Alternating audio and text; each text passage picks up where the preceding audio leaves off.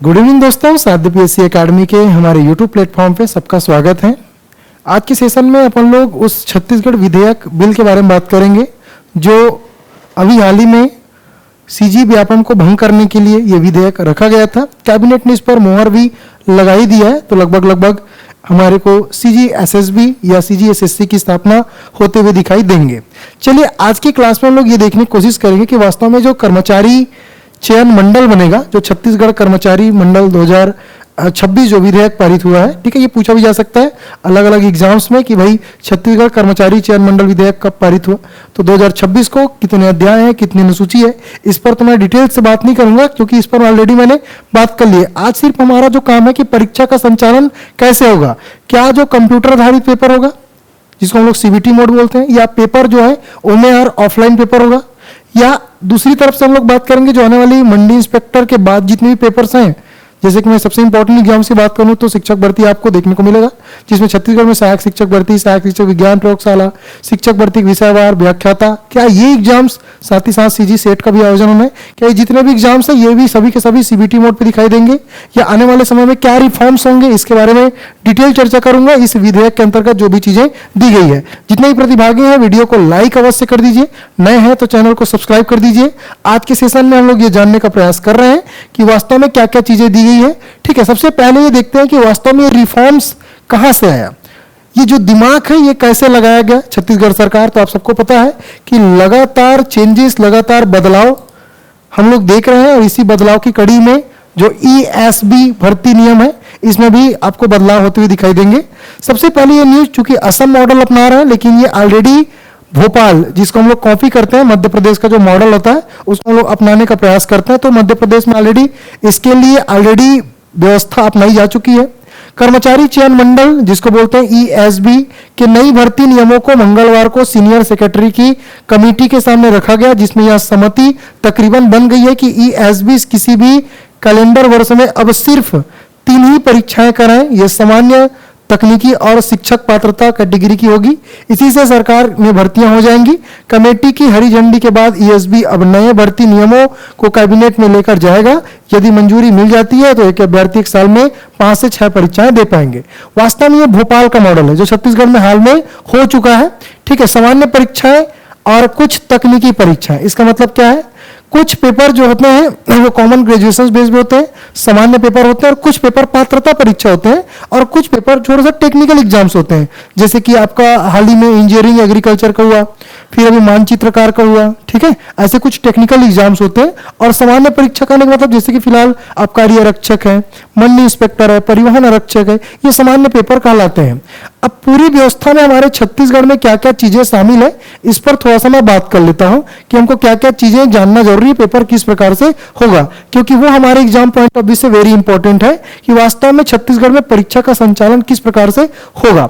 सबसे पहले जानने का प्रयास करते हैं कि जो आपका परीक्षा का आयोजन होना है, ये जो परीक्षा का आयोजन संचालन होना है ये कौन करेगा, ये करेगा छत्तीसगढ़ कर्मचारी चयन मंडल। जो व्यापम होता है, अब वो व्यापम खत्म, अब कर्मचारी जो चयन मंडल है वो परीक्षाओं क्या करेगा, संचालन करेगा। ये पूरा क्रम है किस प्रकार से पेपर कंडक्ट होंगे उसको हम लोग जानने का प्रयास कर रहे हैं। मंडल द्वारा आयोजित परीक्षाओं में प्रवेश हेतु शुल्क लिया जाएगा। अब बहुत सारे बच्चे, पिछले मैं वीडियोस बनाया था उसमें कमेंट भी कर रहे थे, अब तक व्यापम पेपर का फीस रिफंड करते थे, अब शायद तक ये एक नया हो सकता है कि प्रवेश हेतु शुल्क लिया जाए। ये तो अभी तक आप सबको पता है कि हम लोग पे तो करते हैं 250 रुपये, जैसे पे कर रहे हैं तो हमको 250 रुपये रिफंड हो जाती है। कुछ एग्जाम्स के हो चुके हैं, कुछ एग्जाम्स के आने वाले समय पे हो जाता है। लगभग एग्जाम्स के 6 महीने बाद आपके फीस रिफंड हो जाते हैं। लगभग 2-3 एग्जाम जैसे आबकारी आरक्षक है, प्रयोगशाला परिचारक है, इसके जो फीस है वो रिफंड हो चुके हैं। ठीक है, तो ऐसे ही अब मंडल द्वारा आयोजित परीक्षाओं में प्रवेश हेतु शुल्क लिया जाएगा। That's clear. दूसरी बात, मंडल द्वारा आयोजित परीक्षाओं के परिणामों का प्रकाशन। अभी तक आपको पता है कि नोटिफिकेशंस, एग्जाम डेट और रिजल्ट, ये तीनों चीजें मेंशन नहीं होती थी, सिर्फ और सिर्फ आपका कैलेंडर में एग्जाम डेट रहता है। अब पूरी चीजें इसमें समाहित रहेंगी। ठीक है, परीक्षा परिणाम सबसे इंपॉर्टेंट, परीक्षा कब होगा तो ठीक है, लेकिन परीक्षा के परिणाम का भी प्रकाशन किया जाएगा कि इस तिथि को हम लोग भैया परीक्षा का परिणाम रिलीज कर रहे हैं, इस तिथि को हम परीक्षा के परिणाम डिक्लेयर कर रहे हैं। तो बहुत इंपॉर्टेंट है ये वाला अगर मैं बात करूं, क्योंकि जैसे कि हम लोग सेट की बात करते हैं, जो सेट हुआ था 2024 में, सेट का रिजल्ट 1 साल से ज्यादा समय लग गया था। 1 साल 2 महीने के बाद सेट का रिजल्ट आया था। तो ये कहीं ना कहीं जो प्रतिभागी होते हैं वो शारीरिक मानसिक रूप से अपीड़ित हो जाते हैं, कहीं ना कहीं लगातार तैयारी करते रहते हैं और तैयारी करते करते समय निकल जाता है। तो कौन सा भाई रिजल्ट तो सही समय पे आया ताकि बच्चों को पता चले कि हम आगे एग्जाम्स की तैयारी कितने दिन बाद स्टार्ट कर सकते हैं। तो ये बढ़िया फल है व्यापम का जाने के बाद। जो नया हमारा जो कर्मचारी चयन मंडल है उसके द्वारा एक आयोजित परीक्षा के परिणाम भी डिक्लेयर किए जाएंगे। मंडल द्वारा आयोजित परीक्षाओं में सम्मिलित अभ्यर्थियों को अंक सूची, प्रमाण पत्र इत्यादि जारी करना ये भी शामिल है मंडल के कार्य में, कि भाई जो मंडल है उसको आयोजित परीक्षाओं में सम्मिलित जितने भी अभ्यर्थी हैं उसकी अंक सूची करेंगे, जैसे कि व्यापम भी करते हैं।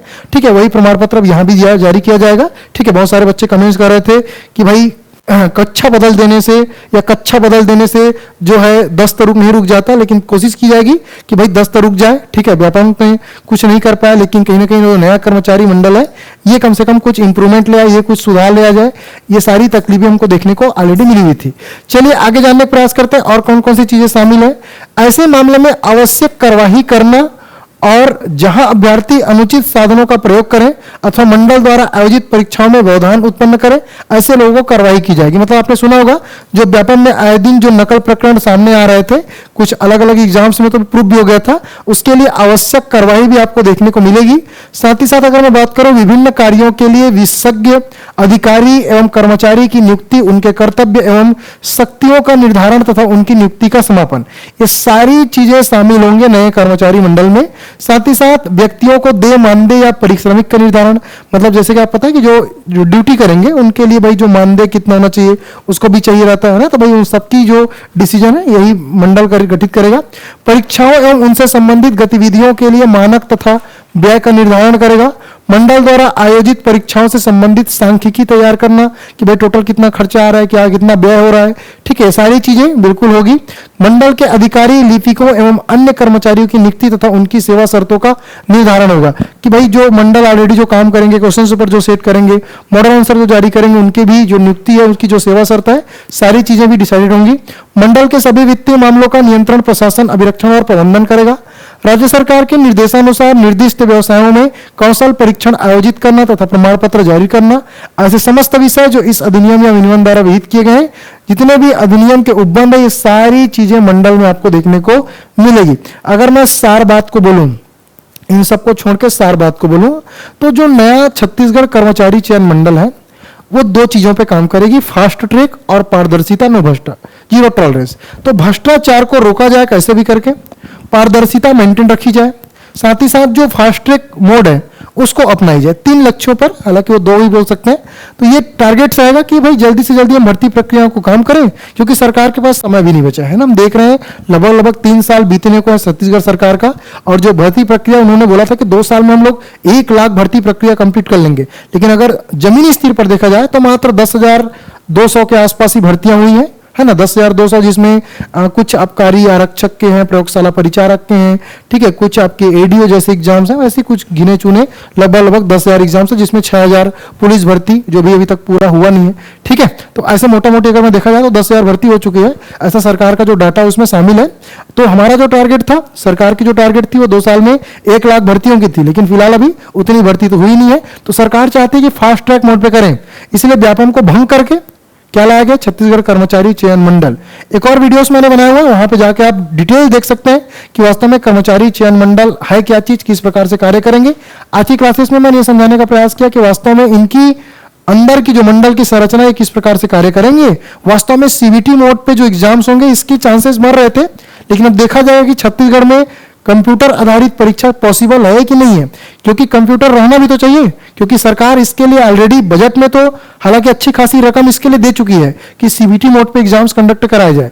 तो आने वाले समय पे देखेंगे क्या कंप्यूटर आधारित परीक्षा होगी कि नहीं होगी, क्योंकि बजट में अच्छी खासी रकम इसके लिए जारी हो चुका है। ठीक है, चलो मिलते हैं नेक्स्ट वीडियो में, तब तक के लिए स्वस्थ रहिए, मस्त रहिए। जय हिंद, जय भारत, जय छत्तीसगढ़।